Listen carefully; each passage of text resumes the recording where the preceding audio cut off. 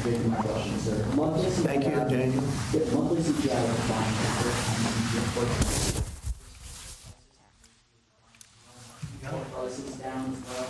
Can you talk about how you've managed to lower prices so rapidly into your sector? Well, thank you, Daniel. The question is about prices. The prices are going down, not going up. One of the big things is energy is going down. I see that we had a couple of states where gasoline was at $1.98 a gallon. Nobody thought they'd see that for years, maybe, and that's a big thing. And we opened up our wells, we opened up our drilling. We have more product now for sale. And we're also going to be selling outside of the country to a large extent. It's going to bring down our deficits, largely going to bring down our deficits. But if you remember my first week, I was standing here, Paul, and they were screaming about eggs. The cost of eggs have gone through the roof. They were up like 500%, crazy, like 4 or 5 times. And we won't have eggs for Easter, they were saying. There will be no eggs. You can't order eggs. They wanted us to order plastic in the shape of eggs. Well, yesterday we had 48,000 people at the Easter hunt. They call it the Easter roll at the White House. And we had all eggs. And as you know, the cost of eggs has come down like 93, 94% since we took office. And they're pretty much normally priced now. Great job. Our Secretary of Agriculture, Brooke Rollins, did a very good job. But groceries have come down. It's all coming down. The only thing that hasn't come down, but it hasn't gone up much, are interest rates, and we think the Fed should lower the rate. We think that it's a perfect time to lower the rate, and would like to see our chairman be early or on time as opposed to late.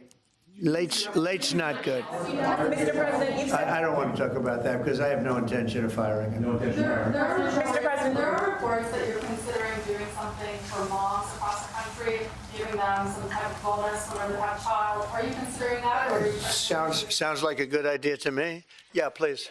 You have no intention of firing Jerome Powell because your economic advisor, Kevin Hassett, a few days ago said that you and people in the White House were studying this idea of possibly getting before his term ends. No. Do you have any plans on doing that? None whatsoever. Never did. The press runs away with things. No, I have no intention of firing him. I would like to see him be a little more active in terms of his idea to lower interest rates. This is a perfect time to lower interest rates. If he doesn't, is it the end? No, it's not. But it would be good timing. It could have taken place earlier. But no, I have no intention to fire him. I don't want to comment on that. That doesn't matter. Mr. President, you said when can we expect the Epstein documents to be released? The rest of them. Which documents? The Epstein files. I don't know. I'll speak to the Attorney General about that. I really don't know. I know that we've done the RFK. The Kennedy, Martin Luther King is out there very shortly, so we'll find out.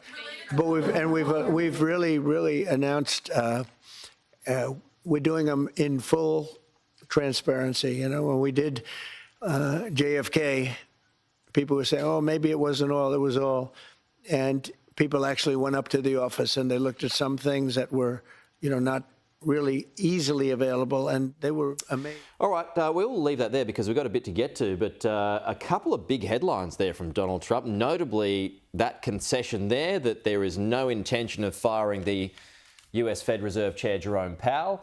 After last week, he said on Truth Social that his termination couldn't come quick enough, but Donald Trump just said there that's the media running away with things, and while he does want rates to come down, he's got no intention of firing Jay Powell. That might have an effect on the markets. We shall see.